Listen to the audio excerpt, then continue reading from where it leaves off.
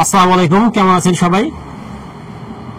আজকে আমরা চলে আসছি ফরিদপুর জেলা শহরের হেলিপোর্ট বাজারে তরুণ কৃষি ভান্ডারে। আমার সাথে আছে তরুণ কৃষি ভান্ডারের মালিক তরুণ কুমার দত্ত। প্রিয় দর্শক, আজকে আমরা যে বিষয়টা নিয়ে আলোচনা করব সেটা আমাদের কৃষির জন্য বা আমাদের পেঁয়াজ চাষের জন্য অত্যন্ত গুরুত্বপূর্ণ একটা বিষয়। আমরা তো সবাই পেঁয়াজ চাষ করি, দেখা যায় যে কেউ পেঁয়াজ চাষ করে লাভ করে, কেউ লাভ করতে পারে না, লস খায়। কেন? দেখা যায় যে পেঁয়াজের সাইজ ভালো হয় না। আবার একজন পাশাপাশি জমিতে পেঁয়াজ চাষ করে বড় বড় পেঁয়াজ হয়, অনেক বেশি ওজন হয়, অনেক বেশি টাকা বিক্রি করতে পারে। আবার আমরা যখন বাজারে যাই দেখি যে যেই পেঁয়াজগুলা সাইজে ছোট সেগুলোর দাম কম, যে পেঁয়াজগুলা সাইজে বড় সেগুলোর দাম বেশি। তাহলে এখন একটা কনক্লুশন আসতে পারি যে কৃষক ভাইরা চাষ করবে কোন পেঁয়াজটা, বড় সাইজের পেঁয়াজটা না ছোট সাইজের পেঁয়াজটা? নিঃসন্দেহে বড় সাইজের পেঁয়াজটা। আর বড় সাইজের দিকে যদি আমরা যাই, আমরা দুটা ভ্যারাইটির দিকে যেতে পারি। একটা হইতেছে হাইব্রিড, বড় হয়, আরেকটা আছে সুখসাগর, এটাও কিন্তু বড় হয়, উচ্চ ফলনশীল। সুখসাগরও না, হাইব্রিডও না, আলাদা একটা ধরন। আমরা আজকে মোটামুটি তিনটা জিনিস নিয়ে আলোচনা করবো, তবে আমরা মূলত আলোচনা করবো হাইব্রিড ভার্সেস সুখসাগর নিয়ে। তাদের কাছ থেকে জানবো এই বিষয়ে বিশদ।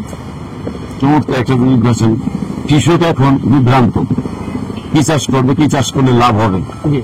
আমাদের দেশে যেটা দেখি আমরা, কৃষক পেঁয়াজ চাষ করে অধিক ফলনের জন্য, পাশাপাশি আর একটা জিনিস তারা মাথায় রাখে, সেটা হলো তারা ঘরে রাখবে, পেঁয়াজটা ঘরে রেখে দীর্ঘদিন ধরে বিক্রি করবে।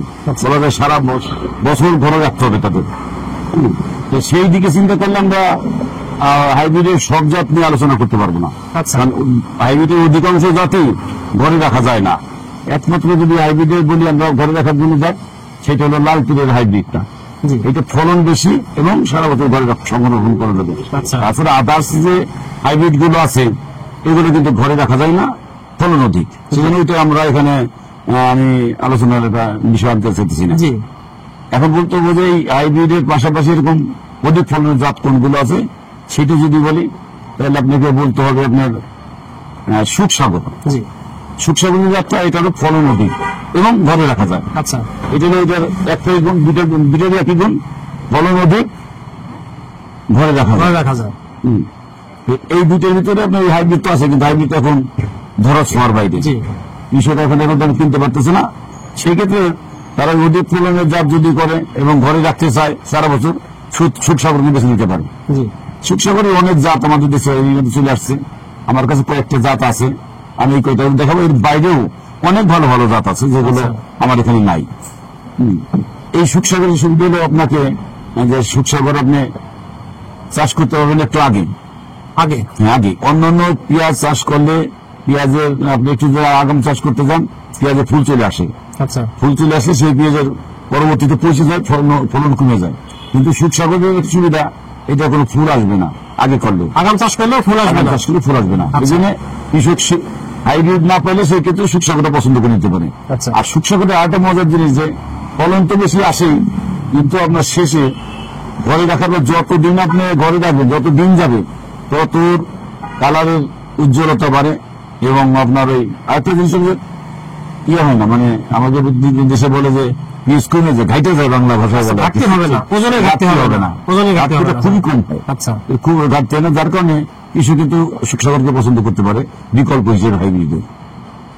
সেই ক্ষেত্রে আপনার বেশ কতগুলো, যেমন আমরা দেখতে চাই যে ইউনিক এগ্রো সার্ভিসের কাছে একটা এই যে সুখসাগর জিরাট প্লাস, এই একটা জাত, চমৎকার জাত। তারপরে আপনার বলতে পারেন যে এটা হলো বাতায়ন অ্যাগ্রোটেক, বুঝছেন, বাতায়ন অ্যাগ্রোটেক, এদের একটা পেঁয়াজ আছে বাতায়ন অ্যাগ্রোটেক হলো 106, এটা চমৎকার একটা জাত। আপনার এই একটা জাত আছে আপনার ওই কৃষি সেবায়ন, জন্য এটা বড় কোম্পানি ভারতের, সবচেয়ে ভালো ছিল পাট নিয়ে, কিন্তু প্রচুর পরিমাণ পাট আমাদের ফরিদপুরে চাষ হয়, যেটা কৃষক খুব পছন্দ করে। ওরাই কিছু সুখসাগর পেঁয়াজ নিয়েছে, খুব ভালো বীজ। গতবার যদি একটু সমস্যা ছিল বীজটা, এবার কোম্পানি বলছে ওদের সমস্যা নাই, ভালো হবে, এটা করতে পারেন। আমি নিজে কিছু বীজ আনছি, বুঝছেন, ইন্ডিয়া থেকে বীজ আনছি, যেটা আপনি আমার নিজের নামে, যেটা আমার নিজের নামে প্রচার করার দরকার একটু, যদি বীজ ব্যবসায় আসি, সেটা আমি করছি। সেটা আমি নাম দিচ্ছি যে সুখসাগর। চেরাট প্লাস, বুঝছেন, এটা আমাদের প্রতিষ্ঠানের একটা ইয়ে। এটাও আপনার ওই ইন্ডিয়া থেকে আমদানি করা বীজ আমাদের নিজেদের ব্র্যান্ডে এখানে বাজারজাত করতেছে। আপনি এটাও করতে পারেন। এর বাইরে অনেক বড় বড় কোম্পানি আছে, নাম বললে অনেক নাম হবে, আমি বললাম না নামগুলো, সেগুলো পছন্দ করতে পারে কিছু।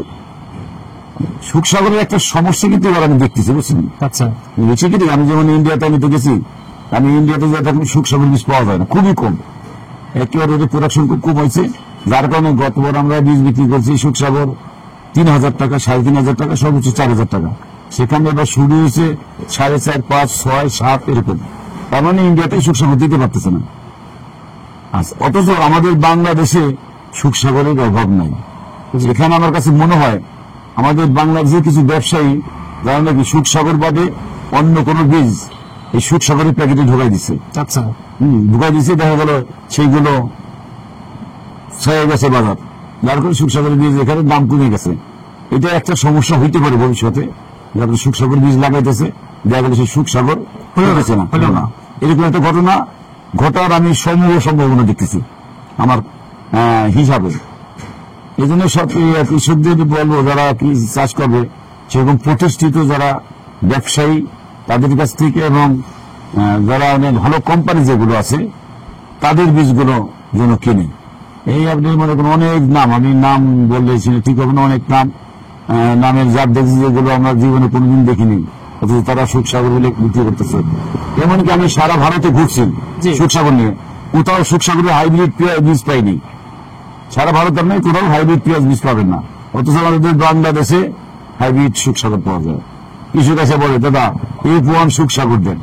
আমি আসছি যে কি এটা অবস্থা হয়ে গেল, হাইব্রিড সুখসাগর, যেটা নাকি পৃথিবীর কোথাও পাওয়া যায় না। হাইব্রিড সুখসাগর কোথাও নাই। সুখসাগরের একটা জাতকে আপনার করছে, আপনার এটা হলো সিলেকশন ভ্যারাইটি বলে, সেটা হলো কালাশ নামে একটা কোম্পানি আছে ভারতের, খুব বড় কোম্পানি, পেঁয়াজের জগৎ অনেক বড়। ওরা একটা জাত সুখসাগর জাতটাকে আপনার মানে মডিফাই করতে করতে একটা জাত বের করছে, ওই জাতটা সুখসাগরের ভিতরে সর্বাধিক ফলন। আচ্ছা, কিন্তু ওখানে একটা সমস্যা দেখা দিচ্ছে, সেটা হলো যে ওই জাতটা 6 মাসের বেশি রাখা যাবে না, 6 মাসের বেশি রাখা যাবে না। আচ্ছা, ফলন বেশি, মানে এটা যেটাকে ভালো করতে যায় ফলন বাড়াইছে, কিন্তু স্থায়িত্ব কমাই দিচ্ছে, একটু কমে গেছে। আচ্ছা আচ্ছা, সংরক্ষণ কাল কমে গেছে। ওই একটা জাত আছে কালাশ কোম্পানি, কালাশ, এই সুখসাগরটা ফলন বেশি, ঘরে রাখা যায় না। তাছাড়া আর যত সুখসাগর সবই এক। আমি তো এই ব্যবসায়ীরা তার নিজের জাত বিক্রি করার জন্য ভালো বলতে পারে, আর একটা খারাপ বলতে পারে। বাস্তবে যদি সুখসাগর বীজ হয়, সব বীজ কিনবে আছে, কোনো পার্থক্য নেই। কিন্তু সমস্যা হয়ে গেছে অসাধু ব্যবসায়ী কিছু সুখসাগর প্যাকেটে অন্য বীজ, আমার মনে হয় যে নাসিক 53 নামে বীজ, এই বীজগুলো সুখসাগর প্যাকেটে ঢুকছে, যেটা পরবর্তীতে যদি চাষিরা যখন ফলনটা পাবে তখন বুঝতে পারবে।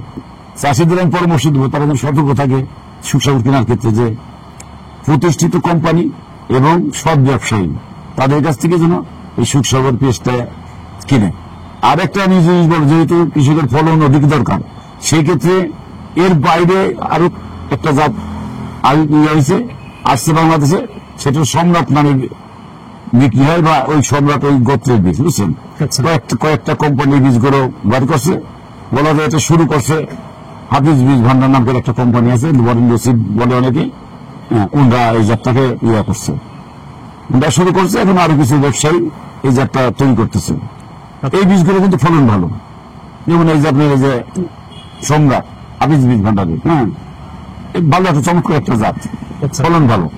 আচ্ছা, এই জাতি আপনি মনে করেন যে ইউনিক অ্যাগ্রো সার্ভিসেস, এটার নাম দিছে দত্তর সম্রাট, একই ফলন হবে আপনার, যথেষ্ট ফলন, শতকে প্রায় 3 মনের মতন।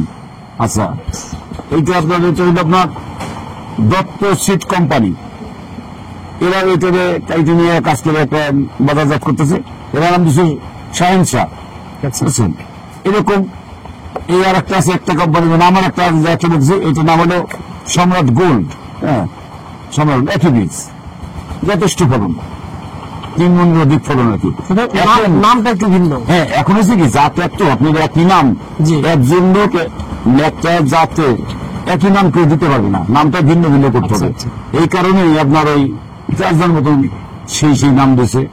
আরো 2-3 জন ব্যবসায়ী করছে এই বীজটা, সেগুলো ভালো।